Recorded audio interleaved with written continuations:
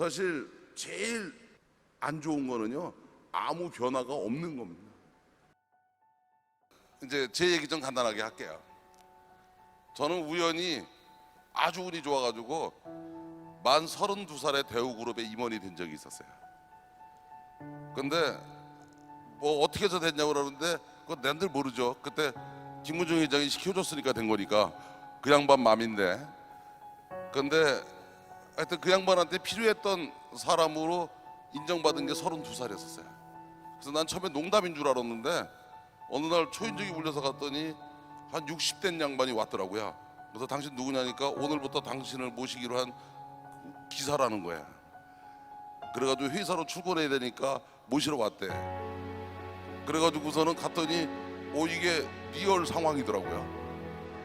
그래서 그때 대우그룹이 하는 세계경영이라고 하는 부위를 책임지는 임원으로 갔어요. 참 열심히 했어요. 그런데 내가 몰랐던 거는 우리나라가 IMF가 오는 걸 몰랐었어요. 근데 IMF가 오는 때 대우그룹은 자금 조달을 전부 해외에서 했었어요. 그러다 보니까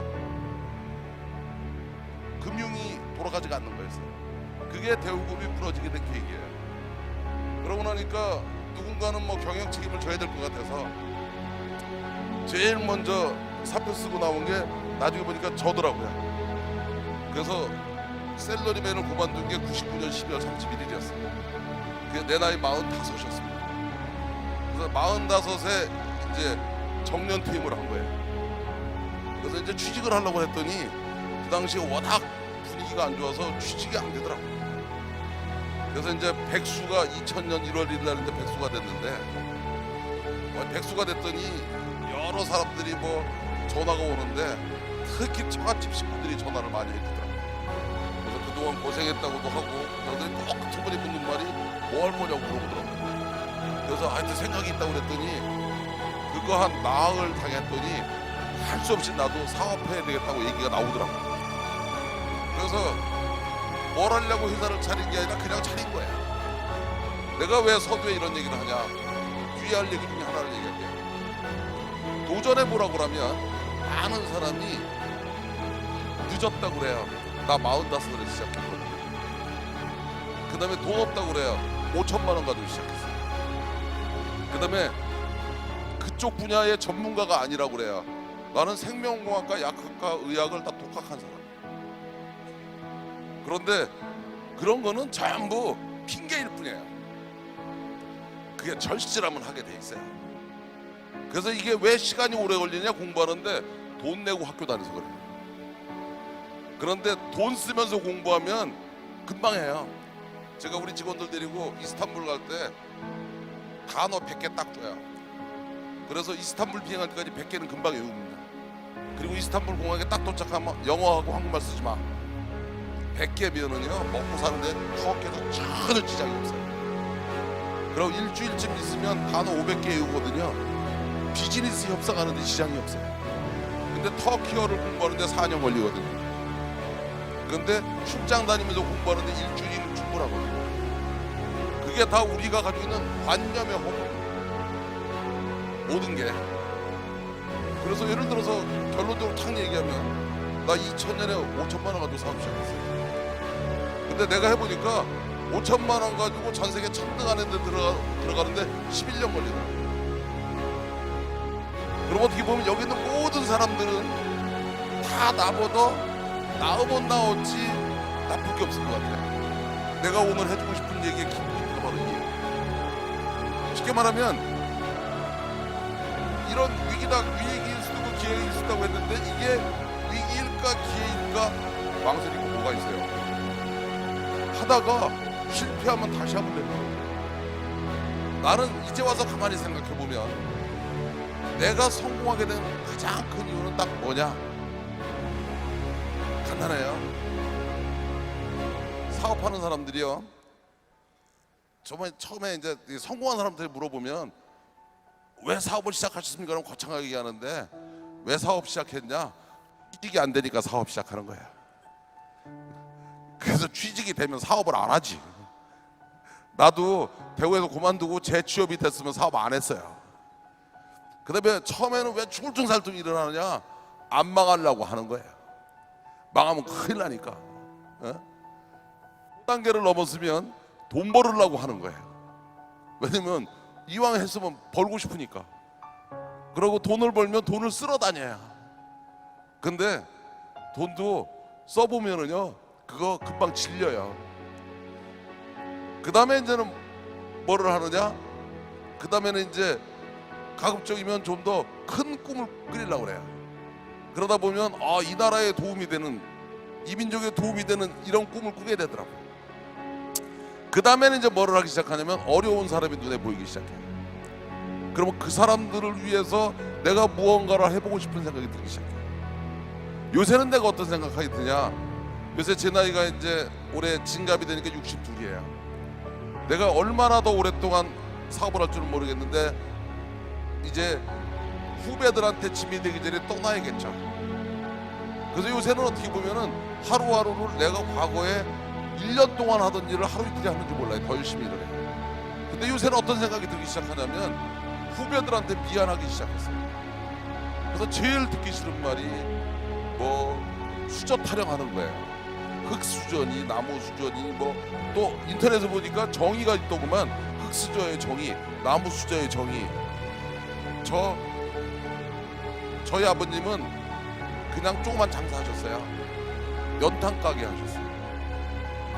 그래서 전 중학교 다닐 때 집에서 집에 학교 오면 그 연탄 집게에다 연탄 들고 연탄을 배달했어요. 그래서 아버님, 어머님, 저 동생들 다 연탄 배달했었어요. 그것도 기자촌이라는 동네에서. 그 산비탈 동네예요. 그래서 뭔 수저인지는 모르겠어요. 나 대학교 다닐 때 그때는 가정교사를 못하게 해가지고 택시기사를 알바를 했었어요. 그래서 그때 한시택시라는 게 있었는데 24시간 택시 몰고 24시간 학교 다녔어요. 그래도 대학교 졸업할 때 4.3 만점에 4.18로 졸업했어요.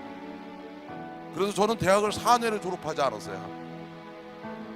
그래서 제가 우리나라에서 문교부 공대 출신 중에는 조기 졸업 1호입니다. 그래서 24시간은 택시 몰고 24시간 학교 다녔어요. 그러다 보니까 젊은 나이에 대우그룹에 임원이 됐는지 몰라요. 그런데 사업하면서나 봉급제하면서 똑같았던 거 하나는 단 하루도 그냥 살지는 않았어요. 그래서 나는 똑똑하다 안 똑똑하다는 중요하지 않다고 생각해요. 습관입니다. 생활 습관. 특히 뒤에 있는 학생들, 젊은 사람들, 여기도 젊은 사람들 많이 있잖아요. 젊은 사람들이 제일 가지고 있는 큰 재산은 뭐냐? 젊은 시절에 있는 하루의 시간입니다. 그 시간을 어떻게 쓰느냐가 본인의 미래를 결정하는 거예요. 근데 그중에서 내가 진짜 잘하고 싶었던 것은 세 가지였습니다. 이 시대는 온다. 이것은 기회일 수도 있고 위기일 수도 있고. 그런데 그 선택은 여러분이 하는 것이다. 그래서 내가 했던 케이스는, 내 경험은 잘난 척하고 하려고 한 게 아니라 여러분도 할 수 있다는 얘기입니다. 마음만 먹으면 여러분도 할 수 있다는 얘기입니다. 이제 여러 사람들의 이야기를 들었죠. 각자들 뭐 이렇게 하는 사람 얘기도 듣고 저렇게 하는 사람 얘기도 듣고 다 들었는데 공통적인 거는 다 평범했던 사람들인 거예요. 그런데 지금 와서 대단한 사람이 돼 있는 겁니다. 그 얘기는 여러분도 할 수 있다는 얘기예요. 왜냐면 나도 했으니까. 나 그렇게 대단한 사람 아니었으니까. 그래서 제가 여러분들한테 하고 싶은 말은, 여기서 헤어지면서 그런 생각하고 가시면 돼요. 야, 뭐 이렇게 해서 성공한 놈도 받고 저렇게 해서 성공한 애도 받고, 성공한 애를 본 걸로 끝내지 마시고 다 보니까 다 그냥 그렇고 그런 애네.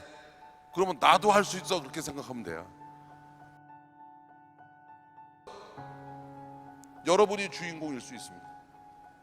그런데 그 중에서 제일 중요한 게 뭐냐? 사실은요, 내가 한 7년 무지장 고생했다 그랬잖아요. 그때마다 사실은 놓고 싶은 생각이 많았어요. 포기하고 싶은 생각이 많았어요. 근데 왜 못 놓고 못 포기했냐? 내가 손을 놓고 놓으면 너무나 많은 피해자가 생기는 거예요. 그 다음에 그 사람들이 눈에 어른거리니까 그걸 놓을 수가 없었어요. 그때마다 나는 생각이 딱 하네. 오케이, 어제 됐으니까 오늘 하루만 더 살아보자. 그 다음에 내일은 오늘도 살았으니까 내일 하루 더 살자. 이렇게 7년을 살아봤어요. 근데 그때 그러다 보니까 어느 날 그런 생각이 듭니다. 가만히 보니까 포기하는 게 제일 쉬운 거야. 남들이 저보고 기적의 주인공이라고 그러고 뭐 신화의 주인공이라는데 그 본질을 하나 얘기해 드릴게요. 그 본질 간단해요. 내가 잘난 척하고 내가 똑똑한 줄하고 할 때는 하나도 안 됐어요. 그런데 미안한 줄 알고 고마운 줄 아니까 되기 시작했어요. 그래서 여러분이 성공하고 싶으면 나는 절대 성공할 수 없습니다. 여러분을 도와주는 사람들이 있어야 돼요. 여러분의 파트너가 도와줘야 돼요.